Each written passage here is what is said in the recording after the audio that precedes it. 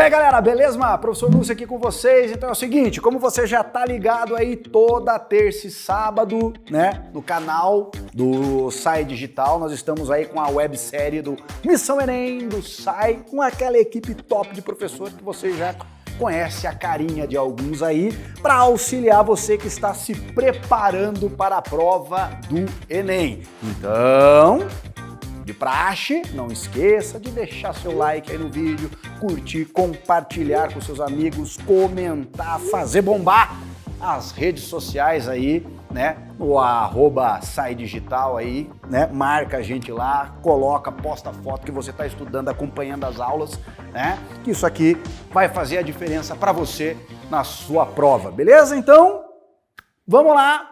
Preparei aqui dois exercíciozinhos para vocês sobre análise combinatória, um sobre análise combinatória, outro sobre probabilidade, e você sabe que isso aí é impossível a prova do Enem ficar sem, né?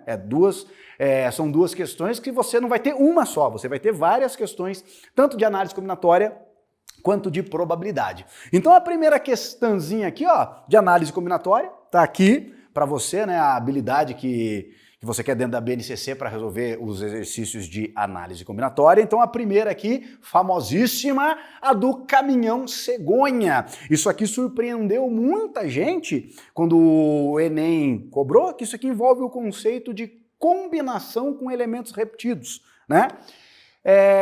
Então pegou muita gente de surpresa aqui, até que no ano que essa questão caiu foi considerada a questão mais difícil da prova do Enem. Então ele coloca ali, ó, um brinquedo infantil, caminhão cegonha, é formado por uma carreta e 10 carrinhos transportados conforme a figura. Tá ali, figurinha bonitinha, caminhão cegonha com os 10 carrinhos, né?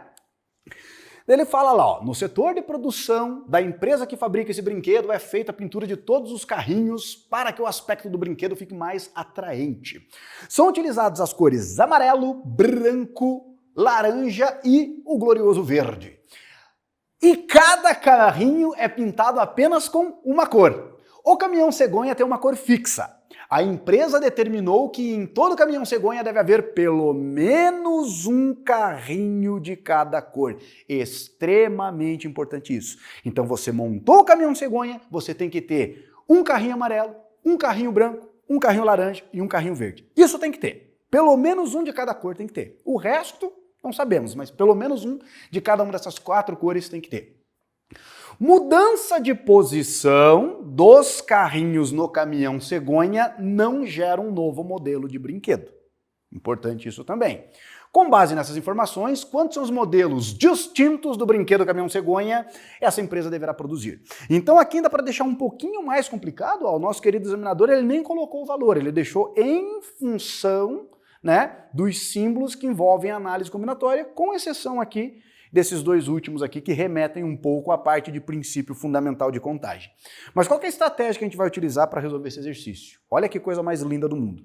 Então, ó, tem esse desenho aí e que eu já satisfiz a condição que o examinador pediu. Eu já coloquei lá um carrinho pintado de amarelo, um carrinho pintado de branco, um carrinho de laranja e um carrinho de verde. Tudo bem? Um detalhe, a posição em que os carrinhos se encontram não muda o brinquedo. Então, por exemplo, se eu pegasse esse carrinho verde e posicionasse ele aqui, né, permutasse com esse branco, é o mesmo brinquedo. Não é um brinquedo diferente porque eu troquei esses dois de lugar. Então, ó, já está satisfeita a condição. Um carrinho amarelo, um branco, um laranja e um verde. Então, o que a gente tem que concentrar agora? A gente tem que concentrar nos outros 6 carrinhos. Os outros 6 carrinhos, o que pode acontecer com eles? Aí pode acontecer qualquer coisa, ó. Então, um exemplo. Os outros 6 carrinhos que sobraram, eu posso pintar, por exemplo, 3 de verde, 1 de laranja, 2 de laranja e 1 de branco. Beleza? Eu posso fazer isso, com os outros 6, ó, satisfeita a condição lá de pelo menos um de cada cor, os outros 6 eu posso fazer o que eu quiser, ó, 3 verdes, 2 laranjas, 1 branco.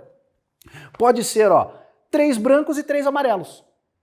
E aqui no caso, ó, eu troquei de lugar aqui, ó, 3 amarelos e 3 brancos, ó. Esse brinquedo aqui pelo enunciado é o mesmo, né? Esse brinquedo e esse aqui não é um brinquedo diferente, né?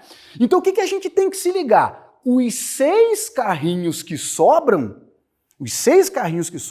a quantidade de carrinhos que eu vou pintar de amarelo, branco, laranja e verde tem que somar 6. Então a gente tem que satisfazer isso aqui, ó. A quantidade de carrinhos amarelos mais a quantidade de carrinhos brancos, mais laranja, mais verde, tem que ser igual a 6. Então a gente vai resolver, ó, uma equação linear com valores inteiros não negativos. Ou seja, a gente vai pensar o seguinte, ó. A quantidade de carrinhos que eu vou pintar de amarelo pode ser no mínimo 0 e no máximo 6. Ô professor, a gente vai ficar chutando, ficar lá, então tipo se for 6 amarelos, nenhum branco, nenhum laranja, nenhum verde. Ah, esse é um caso. Depois você pode, você vai levar 1 ano para fazer isso aí. Então o que a gente vai fazer, ó? Olha só que bonito. Tá vendo essas 6 bolinhas que apareceram aí, ó? Esses 6 círculos? Cada um desses círculos, eles vão simbolizar um carrinho. Então nós temos aqui, ó, o total de 6 carrinhos. Esses 6 carrinhos eu tenho que dividir em 3 partes. Eu tenho que dividir, ó, em 4 partes, na verdade, né? Por 3 sinais em 4 partes. Uma quantidade de carrinhos amarelo, branco, laranja, verde. Isso aqui tem que somar 6 no total. Então o que eu vou fazer, ó? Eu vou pegar 3 sinais de mais. O que a gente tem que raciocinar? O que ficar à esquerda do primeiro sinal de mais é a quantidade de carros que eu estou pintando de amarelo. O que ficar entre o primeiro e o segundo é a quantidade de carros que eu estou pintando de branco. Entre o segundo e o terceiro sinal de mais é a quantidade de carros que eu estou pintando de laranja. E depois do terceiro sinal de mais é a quantidade de carros que eu estou pintando de verde. Então essa disposição a gente pode interpretar o seguinte, ó. Eu estou pintando um carro de amarelo, dos 6 que sobraram, 1 de amarelo, 2 de branco, 2 de laranja, 1 de verde. Então daria, ó, essa disposição aqui. Essa é a única? Não, basta eu permutar esses símbolos, ó. Então se eu trocar de lugar o sinal de mais ali com os círculos, ó, outra disposição. Olha só, o que fica à esquerda do primeiro sinal de mais é a quantidade de carros amarelos. Quantos carros amarelos eu estou pintando agora? Nenhum, 0. Quantos carros eu estou pintando de branco entre o primeiro e o segundo sinal de mais? 4. Quantos carros eu estou pintando de laranja? 1. Quantos carros de verde? 1. Então essa aqui, ó, é uma segunda possibilidade. Nenhum amarelo, 4 branco, 1 laranja, 1 verde. Daí o que a gente tem que se ligar? Na hora que eu pego essa disposição, ó, esses 6 carrinhos e os 3 sinais, eu posso fazer o que com eles? Eu posso permutar, eu posso colocar eles em qualquer posição. Então o que nós estamos fazendo aqui? Uma permutação com elementos que são repetidos. Quantos elementos eu estou permutando? Eu estou permutando 6 círculos e 3 sinais de mais. Então eu estou fazendo uma permutação de 9 elementos. Eu estou fazendo uma permutação de 9 elementos com repetição de 6 círculos e 3 sinais de mais. Aplicando lá daí a formulazinha, né? A expressão que define a permutação com repetição, olha lá. 9 fatorial, então é a permutação dos 9 símbolos, desprezando a ordem, ou seja, os elementos repetidos não te dão um caso novo. Então você divide pela permutação dos 6 círculos repetidos e pela permutação dos 3 sinais de mais repetidos. Se você quiser, por hobby, desenvolver isso aqui, ó, 9 vezes 8 vezes 7 vezes 6 fatorial, para simplificar com 6 fatorial embaixo, e dividir por 6, se você fizer todas as continhas, você vai achar 84. Então o total de brinquedos possível é 84, mas ele deixou isso aí na forma de combinação. E daí o que você tem que ter? A habilidade de perceber que isso aqui é equivalente a fazer o quê? Uma combinação de 9 elementos 3 a 3, né? A formulazinha de combinação lá, ó. 9 fatorial dividido por 9 dividido por 3 fatorial vezes 9 menos 3, 6 fatorial. Então isso aqui, ó, no caso, alternativa número B. Questãozinha show de bola, muito bacana essa questãozinha aí de análise combinatória. Beleza? E daí, para continuar, para fechar o esquema aqui, ó, probabilidade. Probabilidade de cair isso aí na sua prova do Enem, 50%. Ou cai ou não cai. Não, mentira. Não é assim que a gente analisa a probabilidade, não. Então, probabilidade, né? A gente sabe que a gente tem que caracterizar um espaço amostral e dentro desse espaço amostral, que é o conjunto de todas as possibilidades de ocorrer um experimento aleatório, você analisar um determinado evento. Só que em alguns casos eles pedem algumas coisinhas diferentes, que é aqui, ó, a gente vai trabalhar com um caso em que a gente tem uma probabilidade condicional. Probabilidade condicional que a gente pode fazer a restrição do espaço amostral. Então olha só, que bacana esse exercício. Ele diz o seguinte, ó, Em determinado ano, os computadores da Receita Federal de um país identificaram como inconsistente 20% das declarações. Então você, de posse da sua canetinha marca-texto aí, você já vai dando aquela grifada, né? 20% das declarações são inconsistentes, né? Uma declaração é classificada como inconsistente se apresenta algum tipo de erro ou conflito nas informações prestadas, né? O famoso migué. Essas declarações consideradas inconsistentes foram analisadas pelos auditores que constataram que 25% delas eram fraudulentas. Então, das inconsistentes, 25% tinha fraude. Constatou-se ainda que dentre as declarações que não apresentam inconsistência, 6,25% eram fraudulentas. Qual a probabilidade de, nesse ano, a declaração de um contribuinte ser considerada inconsistente? E aqui que está o condicional, dado que era fraudulenta.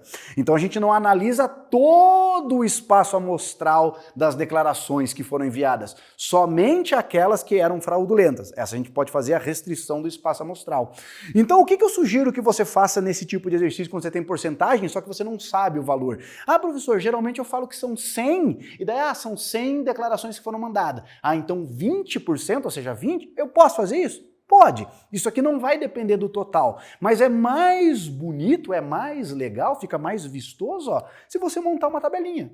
Monta uma tabela lá, ó. Então eu fiz aqui, ó, tabelinha, fraudulentas, não fraudulentas, as que são inconsistentes, as que são não inconsistentes. Daí ali o total, que a gente sabe no caso, tem que fechar 100%.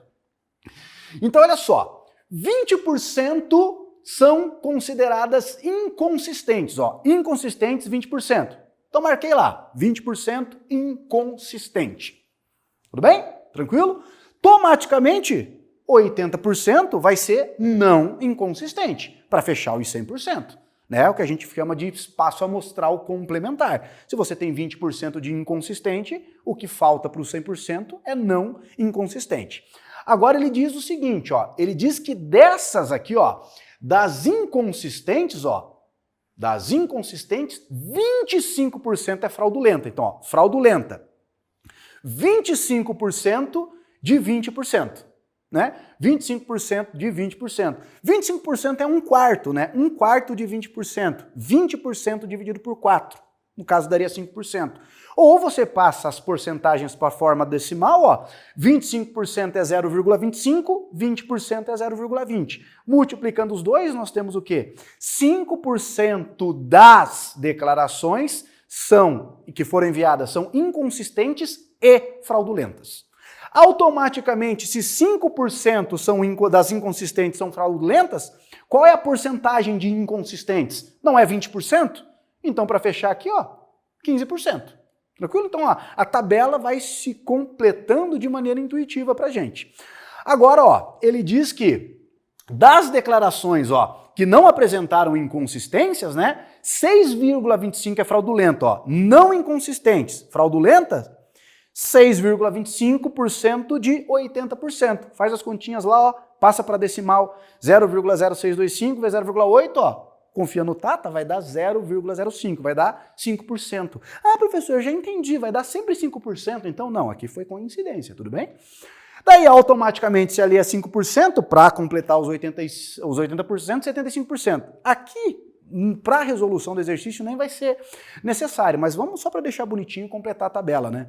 Então, o que nós concluímos? Que qual é a porcentagem de declarações fraudulentas? 10%.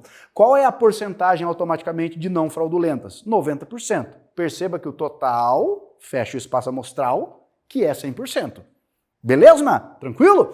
Agora que vem a parte, aqui eu já vi gente perder fazenda por causa disso, ó. Qual é a probabilidade de, nesse ano, a declaração ser considerada inconsistente? Então ela é inconsistente, tá aqui. Nessa linha, desses 20%. Só que a gente sabe que ela é fraudulenta, dado que é fraudulenta. Então, se eu sei que é fraudulenta, eu não olho para o total, eu não olho para os 100%, eu olho só para as fraudulentas. Qual é a porcentagem de fraudulentas? Ó, 10%. Esse é meu espaço amostral. É com isso aqui que eu tenho que me preocupar. Eu esqueço o resto. Dos 10% que são fraudulentas, quantas que também são inconsistentes? 5%. Então é 5% num espaço amostral de 10%. 5 é exatamente metade de 10, 50%. Não foi isso que eu falei lá no começo? Tá joia? Também foi coincidência, tá? Agora, olha só. Utilizando a probabilidade condicional, que isso aí tem uma formulazinha só para você lembrar. Quando a gente calcula a probabilidade condicional, tá aqui, ó. Probabilidade de ser inconsistente, dado que é fraudulenta. É a probabilidade de ser simultaneamente inconsistente e fraudulenta dividido pelo novo espaço amostral, que é a probabilidade dela ser fraudulenta. Então é isso que eu estou analisando, ó. Probabilidade de ser inconsistente e fraudulenta, ó, 5%, num espaço amostral de 10% de fraudulentas, beleza? Ó, 5 em 10, exatamente metade, 0,5, 0,50, 50%, alternativa número E. Beleza? Joinha? Então é isso, meus queridos. Não deixe de deixar mais uma vez. Ó, não deixe de deixar, foi extremamente bacana isso aqui. O professor de português vai amar o professor de matemática falando nesse momento. Mas, ó, deixe seu like, curte, comente. Rede social aí do Missão Enem, do SAI Digital, com essa equipe de professores fenomenais, tudo sendo preparado com muito carinho para você, para auxiliar a sua preparação na prova do Enem. Então siga a gente aí nas redes sociais, marque seus amigos, já falei, marca aquela foto, bate aquela foto de você estudando, marca a gente nas redes sociais, vamos fazer isso aí bombar, chegar no maior número de pessoas, né, para que essa prova do Enem seja melzinho na chupeta para vocês, tudo bem? Beleza? Um grande abraço do Tata, beijo no coração de vocês e que a força esteja com vocês. Tchau, tchau.